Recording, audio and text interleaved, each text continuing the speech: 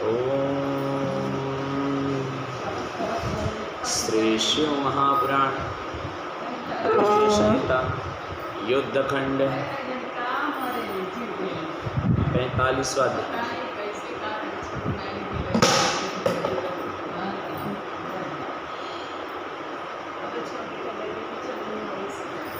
ओम श्री शिव महापुराण रुद्र संहिता युद्धखंड 45वां अध्याय। शंकर जी की युद्ध यात्रा। सनंदन कुमार जी ने बताया कि जब शिव जी के दूत चले गए, दानव शंखचूड़ भी वहाँ पर आ गए, तो दानवेंद्र ने अपने दूत को शिव जी के पास भेजकर कहलाया। उनसे कहा कि शंखचूड़ ने कहा कि जाओ उनसे कह देना कि मैं आ गया हूँ, क्या इच्छा है। तथा शंखचूड़ के दूत के वाक्य सुनकर भगवान शिव प्रसन्न हुए। शंखचूड़ ने अपने दैत्य को भेजा था कि जाओ भगवान शिव से कह देना कि मैं शंखचूड़ युद्ध के लिए आ गया हूँ युद्ध भूमि में। यह सुनकर भगवान शिव प्रसन्न होते हैं और भगवान शिव कहते हैं कि तुम जाओ अपने स्वामी से यह कह दो कि देवताओं से वैर करना उचित नहीं है। देवताओं के लिए जो उनके मन में छल कपट है, जो द्वेष है, उस भावना को त्याग ले और उनसे संधि कर ले और उनका राज्य उन्हें वापस दे दे। सुख से अपना राज्य करो। तुम शुद्ध कर्मी कश्यप की संतान होकर ऐसा बातें क्यों करते हो। दूत ने सारी बातें मान ली। भगवान शिव की नम्रतापूर्वक हाथ जोड़कर कहा कि हे महादेव जी, हे देवादिदेव, आप तो किसी में भेद नहीं करते, आपके लिए तो सब एक है। आपने आज जो कुछ कहा है वह सब सत्य है, मैं मानता हूँ कि ऐसा होना चाहिए।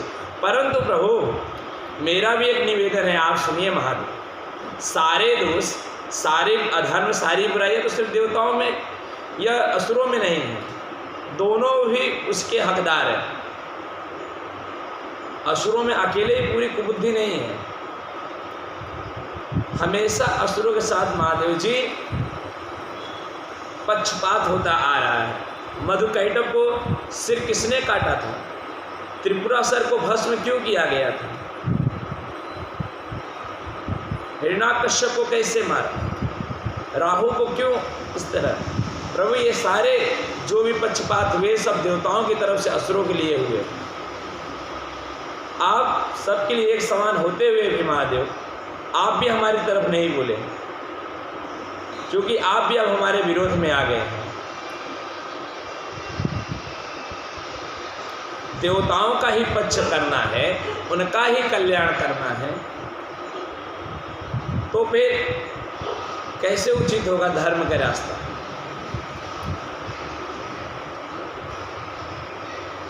और प्रभु, आप तो हम असुरों के आराध्य हो, आपको इस युद्ध में नहीं आना चाहिए।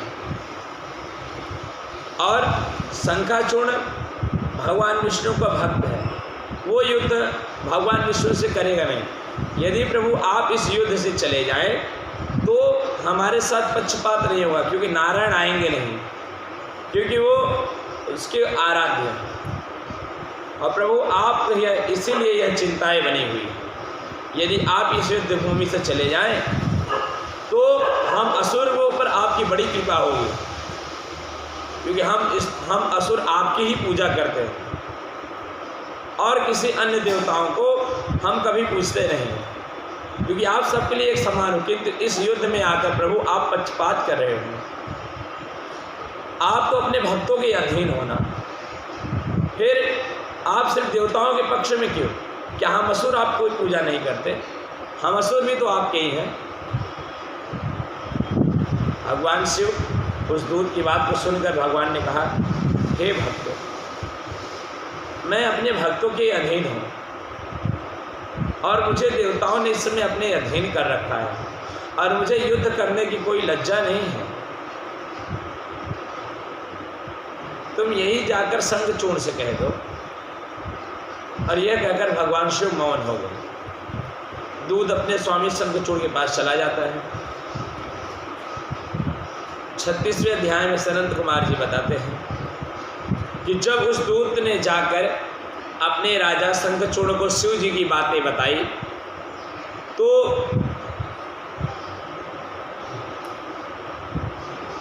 शंखचूड़ ने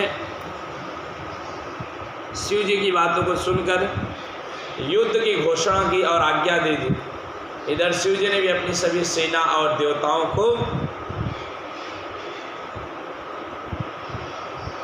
यहाँ शिव जी ने भी अपने देवताओं को और अपनी सेना को आदेश दे दिया, युद्ध के लिए प्रेरणा दी। स्वयं भी तैयार हुए। अनेक प्रकार के रण के दंभ तथा भगवान विष्णु कलासुर के साथ, कालका गोकर्ण के साथ, हुतात्सुन कालकेय से, कुबेर मल से, विश्वकर्मा भयंकर से, मृत्यु संहार से, यम और कालिम्ब के साथ वरुण का युद्ध होने लगा। उन सबके जोड़ों का पृथक पृथक वर्णन नहीं हो सकता। अभी तक काली और पुत्रों सहित शिव जी वटमूल में ही बैठे रहे। उधर सारी सेना निरंतर युद्ध चालू है। शंखचूड़ भी रत्न सिंहासन पर बैठकर अभी तक दूर से ही युद्ध देख रहा था। देवता और असुरों में प्राण सहजता का युद्ध आरंभ हो गया। अनेक आयुधों का प्रहार हुआ। वीरगण महापराक्रम ने अपने शत्रुओं का सिर छेदने लगे। क्षण मात्र में ही पृथ्वी कटे हुए वीरों से पट गई।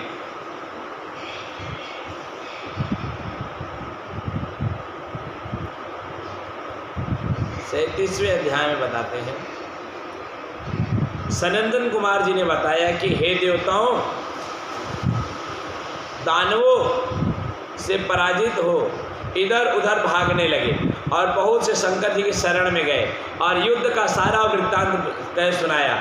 और ये सुनकर भगवान शिव कुपित हो स्वयं युद्ध के लिए चले और उनके पहुंचते ही करोड़ों अक्षौणी सेनाओं का नाश हो गया। उधर महाकाली अलग ही दैत्यों का संहार कर रही थी, रक्तपान कर रही थी। अब देवता बड़ी वीरता से दानवों के साथ भयंकर युद्ध करने लगे।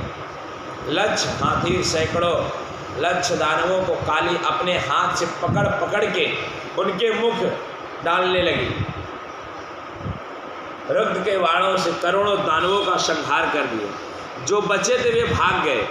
भगवती की स्कंद विजयी हुई। तब अपनी सेना का इस प्रकार संहार देखते हुए दानवराज शंखचूड़ स्वयं युद्ध को तैयार हो गया। उसने कान तक खींचकर जो धनुष बाण छोड़ा, भयंकर मार से शिव जी के प्रथम पुत्र स्कंद स्वामी पीड़ित हो लगे। दानवेश्वर ने शिव गणों और देवता कोई नहीं जान सके। उसी समय उस महाबली शंखचूड़ ने स्कंद का धनुष काट दिया, साथ ही अपनी घातक शक्ति उठाकर उनकी छाती पर मार दी।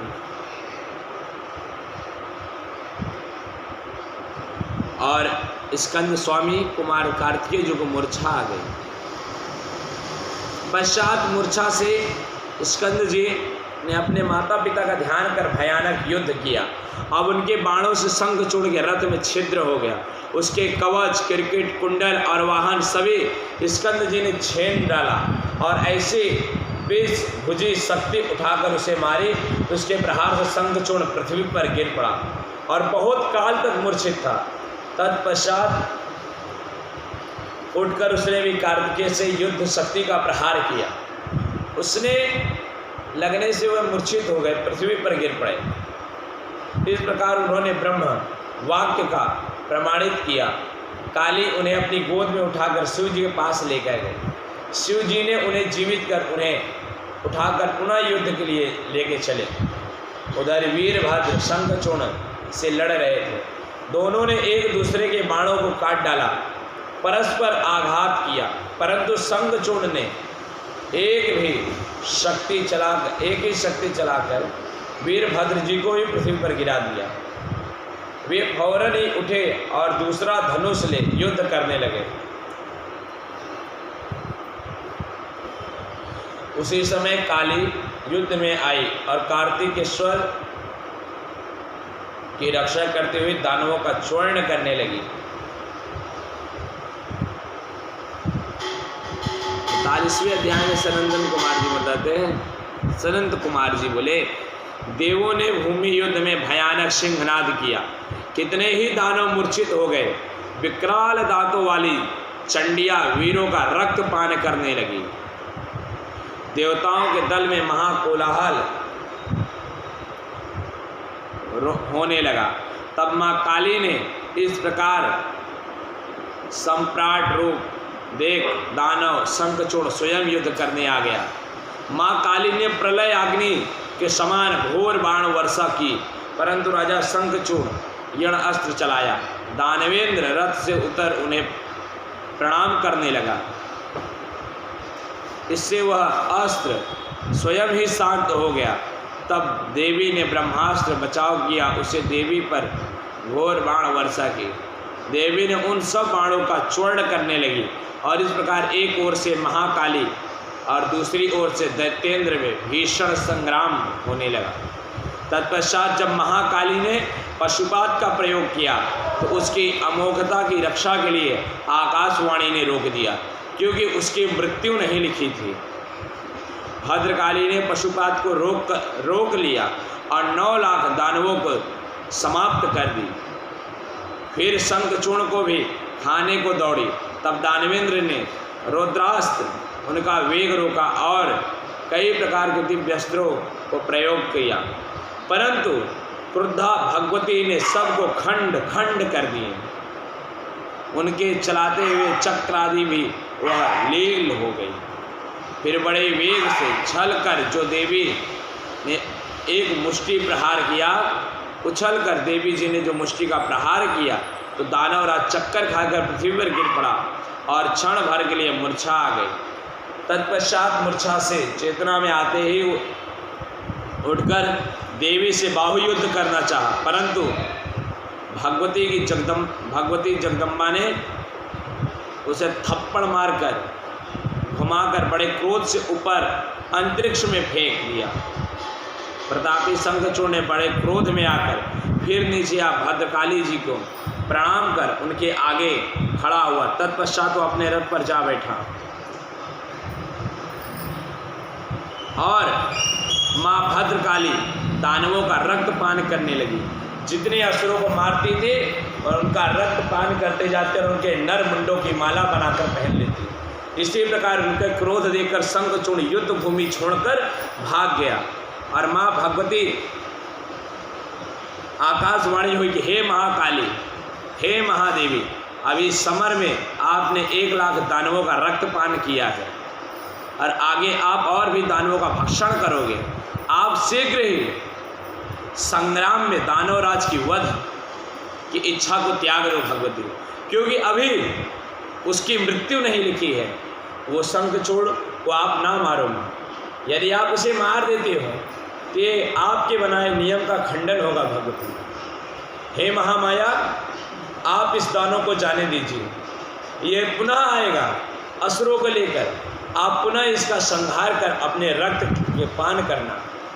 भगवती को क्रोध शांत करने के लिए आकाशवाणी हुई थी। सभी देवताओं ने आकर हाथ जोड़ा कि हे महामाया जगदम्बा, हे माँ पार्वती, शांत हो जाओ माँ, शांत हो जाओ, त्राहि माँ, त्राहि माँ। हे माँ, आपकी क्रोधाग्नि से हम देवता भी पीड़ित हो रहे हैं माँ। अपने इस रौद्र रूप को त्याग दो माँ, अपने सौम्यता रूप को धारण करो भगवती। हम संतान आपकी शरण में पड़े हुए हैं माँ, आपके तेज को हम सहन नहीं कर सकते। हे माँ, हमारी रक्षा करो माँ, अपने बच्चों की रक्षा करो। इस प्रकार सभी देवता भगवती की रक्षा की करने के लिए उन्हें शांत कराने लगे। माँ भगवती का क्रोध धीरे धीरे शांत हुआ। माँ भगवती अपनी महाकाली महारुद्र चामुंडा का रूप त्याग सौम्यता रूप धारण कर माँ भगवती के रूप में प्रागट हुआ। बोलो आदि सत्य जगत जननी मात भगवती की जय। 39वें अध्याय में सनंदन कुमार जी बोले,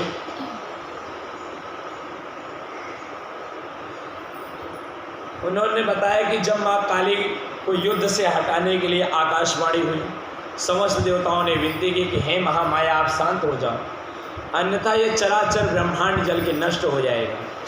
माँ भगवती जब युद्ध से हट गए, उनके हटते ही सभी देवताओं को खुशी हुई, किंतु डर भी लग रहा था कि ये दुष्ट शंखचूड़ पुनः आएगा छल कर। सब भगवान शिव के पास जाते होते, हे महाप्रभु, हे महाकाल, हमारी रक्षा करो प्रभु, अपने गण को लेकर चलो। भगवान शिव ने आदेश दिया सभी को, और भगवान शिव स्वयं वृषभ नंदी महाराज पर आरूढ़ होकर युद्ध भूमि में जाकर खड़े हुए। उन्हें देखकर शंखचूड़ ने देखा कि माँ भगवती चली गई है। तुरंत शंखचूड़ बाहर उतर कर आया और उन्हें झुककर प्रणाम किया। बोले, प्रभु सदाशिव आपकी सदा ही जय हो, मुझे आपसे कोई व्यक्तिगत शत्रुता नहीं है महावीर, मैं इस पक्षपात का विरोधी हूँ। आप ही एक ऐसे हो प्रभु जिससे सब पूजा करते हैं, और आप हम असुरों के आराध्य हो, हमारे कुल देवता हो। प्रभु इन देवताओं के साथ पक्षपात करके आप हमेशा हम असुरों के साथ पक्षपात करते हैं। एक आप ही हो जो हमारे लिए और हम सब के लिए एक समान हो। इतना कहकर शंखचूड़ अपने वाहन पर बैठता और चला जाता है कवच पहनकर।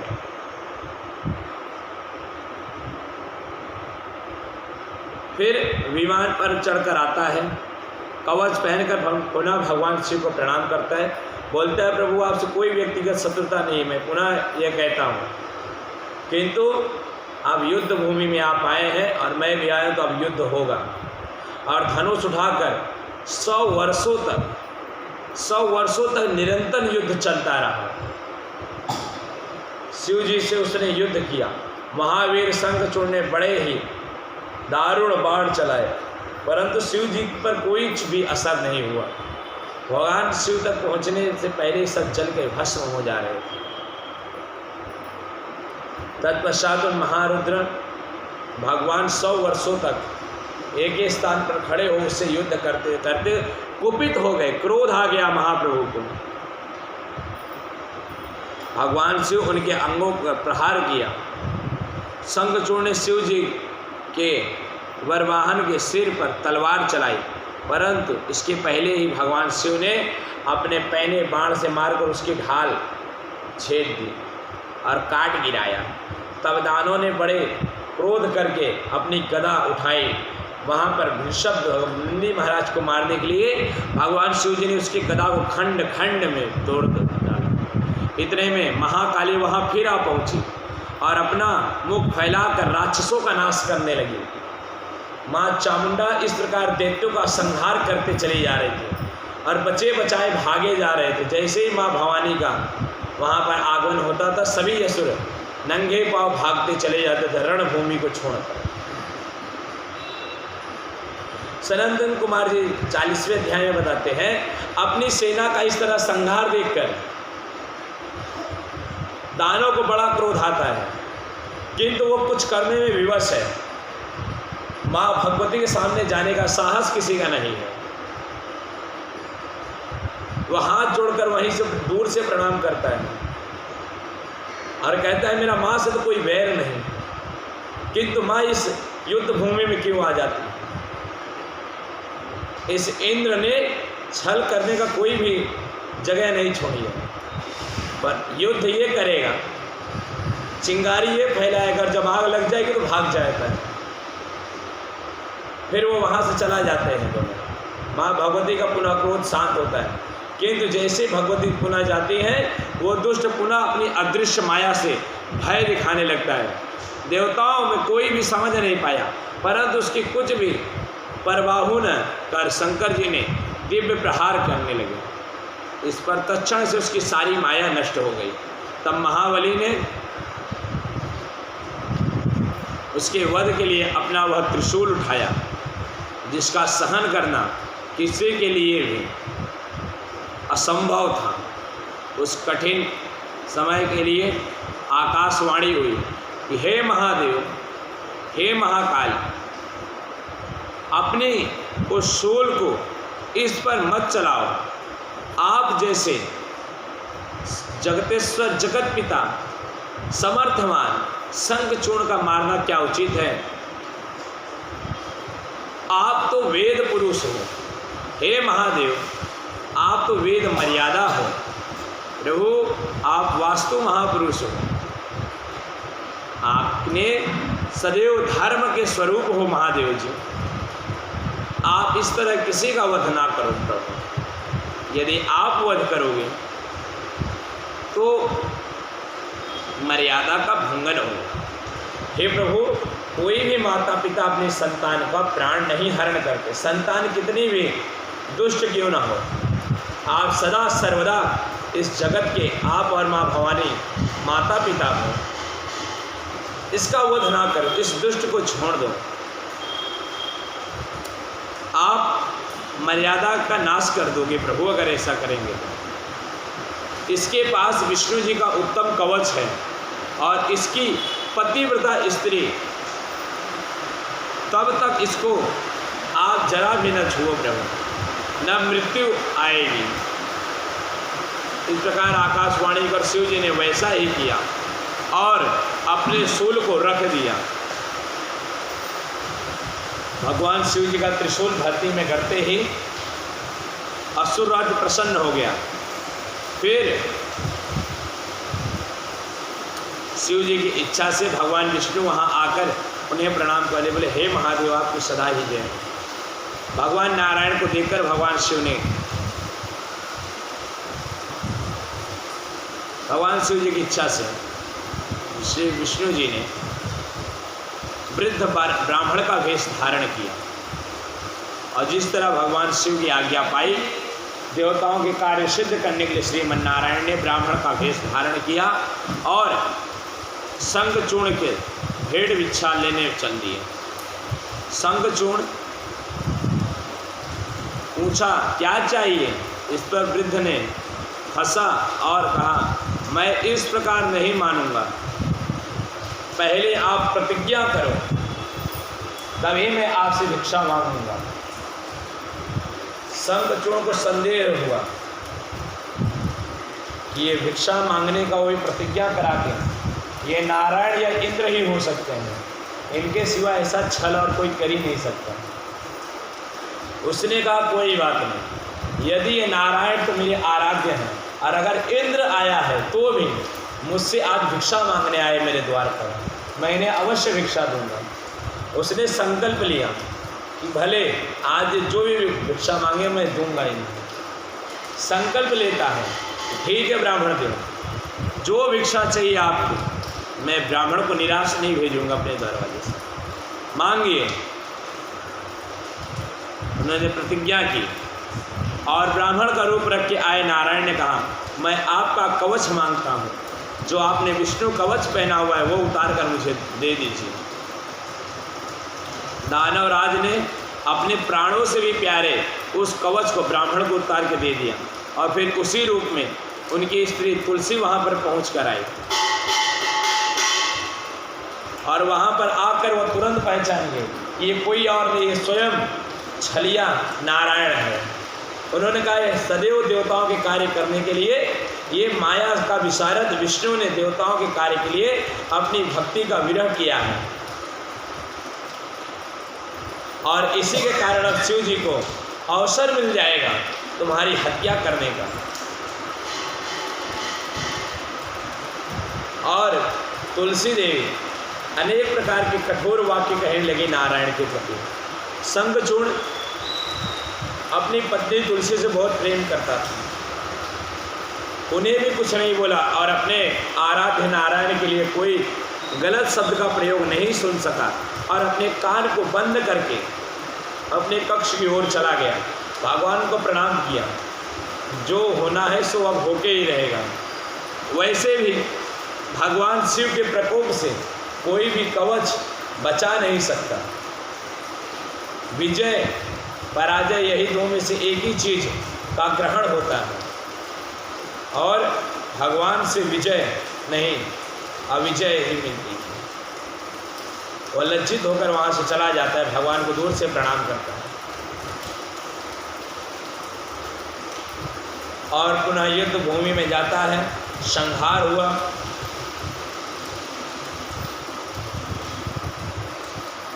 भगवान शिव के सामने जाकर भगवान शिव को प्रणाम करता हुआ वहाँ पर जाता है और माँ तुलसी ये भी विरह में रोने लगी और पूजा को त्याग दी थी, जिससे उसके पतिव्रत तो जो शक्ति मिल रही थी वो सारी शक्तियाँ भी तीक्ष्ण हो गई।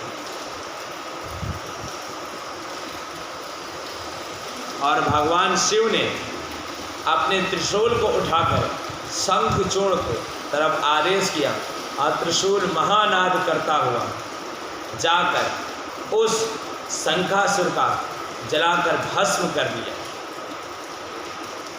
उसका संहार किया। आकाश से दुम्भी बजने लगी, शिव जी के ऊपर पुष्पों की वर्षा होने लगी, मुनिगण शिव जी की प्रशंसा करने लगे।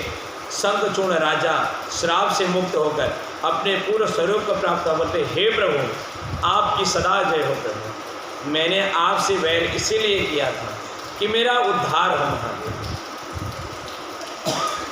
हे प्रभु अब आप जो समझो, जैसा समझो वैसा करो प्रभु, मेरे लिए क्या उचित है। मेरे शरीर या आपने नाश कर दिया, ये तो नश्वर थे और मुझे मुक्ति मिली इस असुर कुल से।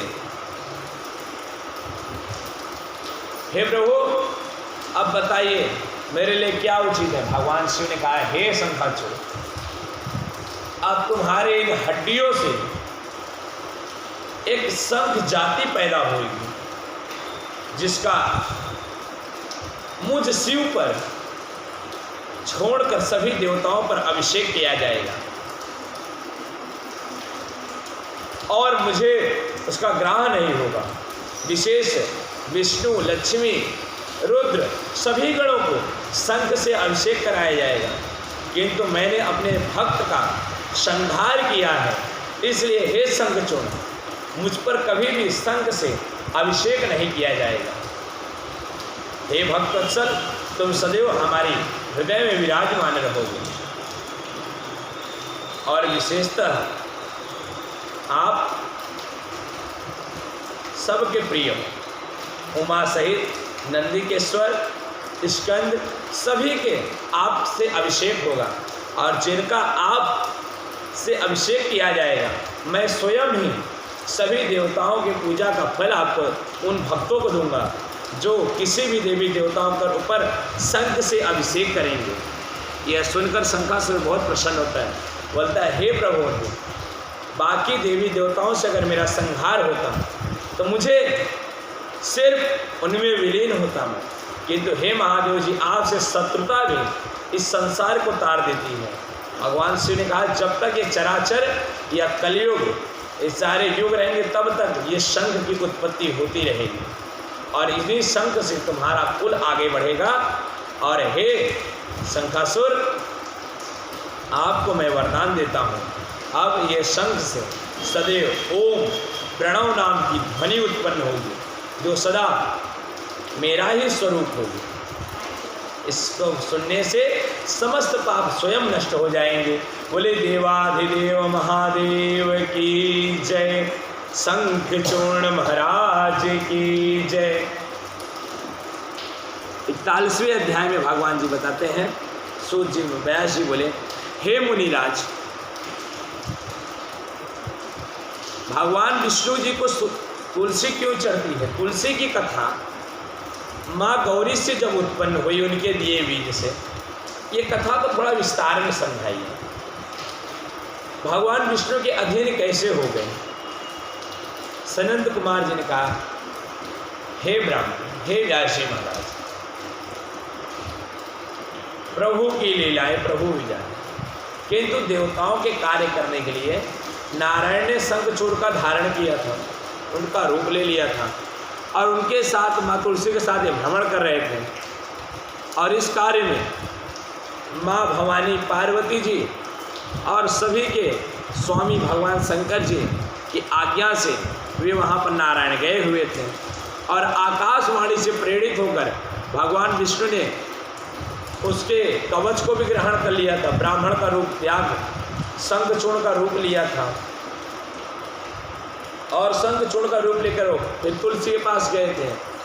अपने स्वामी को धोकर प्रणाम करके रोने लगी और फिर रत्न सिंहासन पर बैठाकर मंगलाचार कराया, तांबूल दिया, साथ ही कृतज्ञता ज्ञापन करते हुए कटाक्ष सहित युद्ध का समाचार पूछने लगे। शंखचूर्ण रूपी भगवान विष्णु हंसने लगे और उनकी हंसी को देखकर तुलसी के मन में संदेह आ गया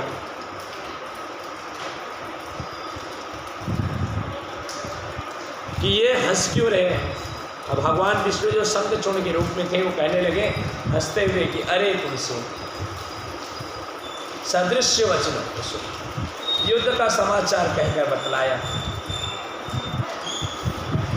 और उन्होंने कहा कि हमने असुरों की संधि भगवान शिव से करवानी है। अब सदा के लिए देवा असुर संग्राम कभी नहीं होगा। अब देवताओं में असुरों में कभी भी कोई युद्ध नहीं होगा। मैंने देवताओं और असुरों को एक कर दिया है प्रिय।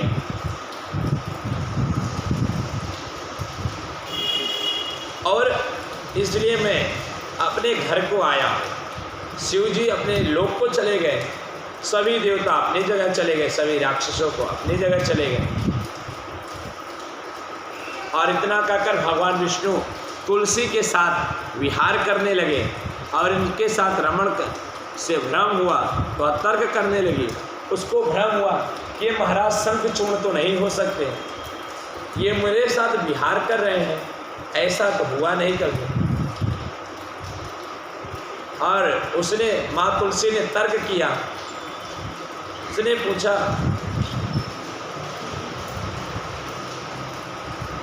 और उनको अपनी सतीत्व भंग हुआ देखते हुए विचार करने लगी। अब पूछी, विष्णु से पूछा, अरे तू कौन है? सत्य कह, सतीत्व धर्म, तो क्यों भ्रम कर रहा है तू? तो अपने साक्षात रूप में आ। तो महाराज शंखचूर्ण नहीं हो सकता,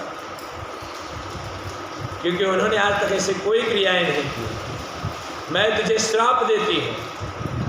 और इतना ही कहते माँ तुलसी के भय से भगवान विष्णु अपने सुंदर रूप मूर्ति बन गए। परंतु तुलसी ने वह रूप देख चिन्हों को उनको विष्णु जाना और अपना पतिव्रत भंग हुआ, जान क्रोध में आ गई। तुलसी जी ने कहा, हे विष्णु, तुम में दया नहीं है, तुम्हारा मन पाषाण के समान है। तुमने मेरे सतीत्व को भंग कर मेरे स्वामी का वध कराया है। तुम कैसे भक्तवत्सल भगवान हो? मेरे हृदय में सदैव आपके लिए सम्मान था, मैं सदैव आपकी पूजा पाठ करती थी। मेरे पति किसी भी देवताओं को नहीं मानते थे, किंतु मैं आपकी पूजा करती, तो मुझे कभी भी आपकी पूजा करने से मना नहीं किया नारायण। और तुमने इतना बड़ा विश्वासघात किया है। तुम्हारा हृदय नहीं, तुम्हारा पाषाण है, पाषाण। मैं तुम्हें श्राप देती हूँ कि तुम पत्थर बन जाओ नारायण। ऐसा कहकर शंखचूर्ण की सतीत्व पत्नी माँ भवानी को याद करके अत्यंत विलाप करने लगी। और उनके विलाप को देखकर भगवान विष्णु जी ने भक्तवत्सल शंकर जी का ध्यान किया। बोले, अरे महादेव जी, अब शीघ्र ही प्रकट हो जाओ। आपके कहने के अनुसार मैंने यह कार्य किया था, अब मुझे श्राप मिल गया है, क्या करूं प्रभु? उन्होंने दुखिया को प्रकट हो गए और उन्होंने उस दुखिया को जगत की नश्वरता समझाया। भगवान शिव ने कहा, हे तुलसी, आपने इस विलाप को त्याग दो। जो कुछ हुआ है सो मेरी आज्ञा से हुआ है। तुम्हारा पति पूर्व जन्म एक महान ब्राह्मण सुदामा नाम का, कुछ कार्यों की वजह से यह असुरों के कुल में जन्म हो गया और उनको इससे तारने के लिए ही मैंने यह कार्य नारायण को बतलाया था। क्योंकि नारायण ने तुम्हारे पति के रूप में तुमसे छल किया है, इसलिए मैं तुम्हें आशीर्वाद देता हूँ कि तुम इनकी पत्नी के स्वरूप में सदैव पूजी जाओगे। हे तुलसी, मैं यह वचन कहता हूँ, हरि के साथ आप विहार करो और इन्हें अपने पति रूप में स्वीकार करो। ये मेरी ही इच्छा से यहाँ पर आए थे। हे पुत्री, अब तुमने इन्हें श्राप दिया है, उसको भी मैं सिद्ध करूँगा। अतएव हमें किसी भी श्राप या आशीर्वाद नहीं लगता। किसी का भी श्राप नहीं लगता। किंतु तुम्हारी इस भक्ति को देखकर मैं अत्यंत प्रसन्न हूँ, इसलिए मैं नारायण को गंडाकिनी नदी में शालिग्राम के रूप में जो ये भी पूजे जाएंगे। बोले शालिग्राम भगवान की जय, गंडकी मैया की जय। भगवान शिव ने कहा ये विष्णु गंडाकिनी नदी में पत्थर बन जाएंगे और उन्हीं पत्थरों पर कलयुग में शालिग्राम के नाम से जिनकी घर घर में पूजा होगी, आज उन्हें ठाकुर जी के नाम से बुलाया जाएगा और तुम्हें तुलसी ठाकुरानी के नाम से बुलाया जाएगा। बोलो श्री ठाकुर महाराज की जय, ठाकुरानी मैया की जय।